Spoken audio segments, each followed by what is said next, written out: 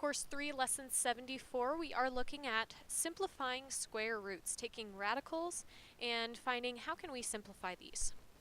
Now we have a product property of square roots which says if we have the square root of a times b, we can actually take the square root of a multiplied by the square root of b.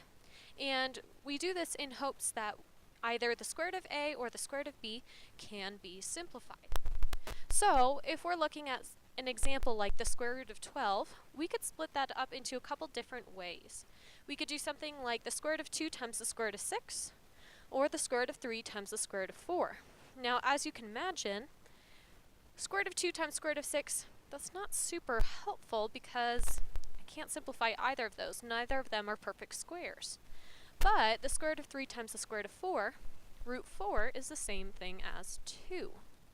So we would actually simplify this to say the square root of 12 is 2 root 3. Always putting that simplified term outside of our radical, not behind. So another example, square root of 8. Well, we can simplify this to say the square root of 8 is the same thing. Well, a nice way to use it is the square root of 4 times the square root of 2. Well, that means the square root of 4, that's just 2, so we actually have 2 times the square root of 2. And that is the simplified version of the square root of 8. Alright, a couple other examples here.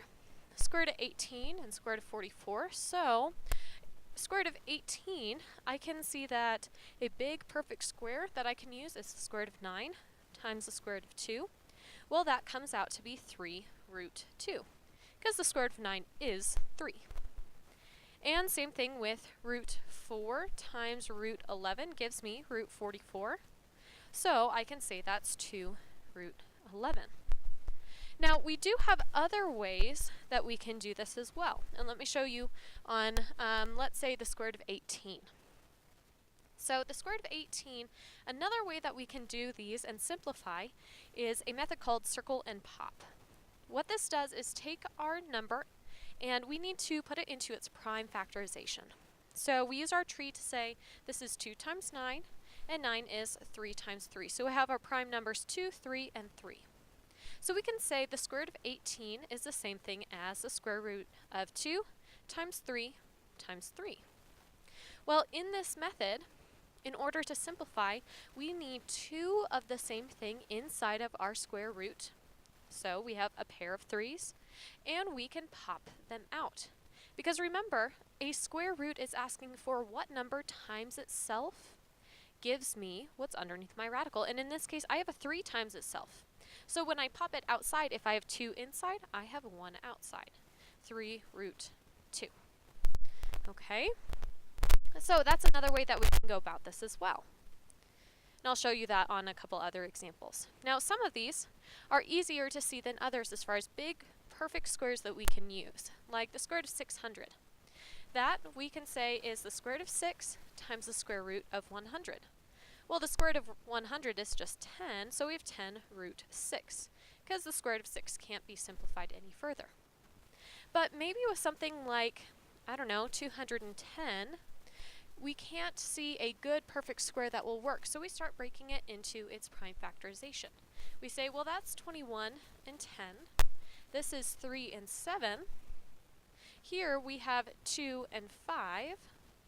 And we say, oh, well, this one actually has a prime factorization of 2 times 3 times 5 times 7, which means we don't have any pairs to circle and pop. This is actually the most simple in the square root of 210. That's actually it. So if you get to the end and there's nothing else to simplify inside of the radical, you can go ahead and multiply it all back out. Maybe 216 will be a bit easier to see if there's something to circle and pop.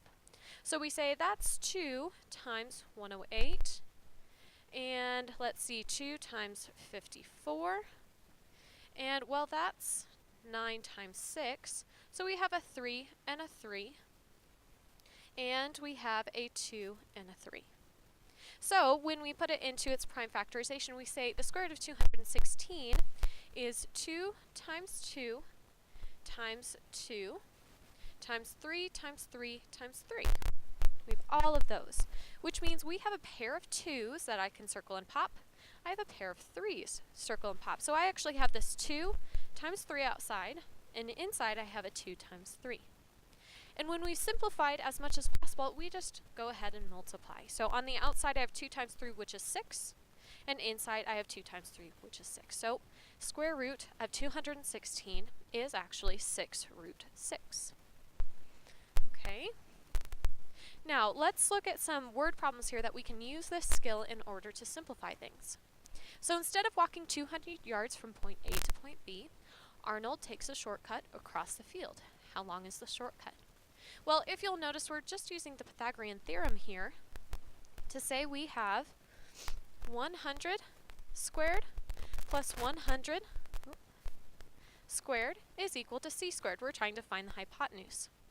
So in this case, we say 100 squared, well that means I have 4 zeros, so we have 10,000 plus 10,000 is equal to c squared. So I actually have this 20,000 equals c squared, and I want the square root of that, which means I need to take the square root of 20,000 and simplify it.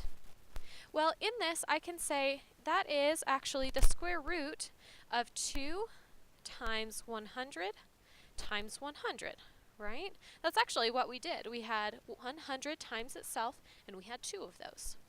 So I can simplify both of these 100s.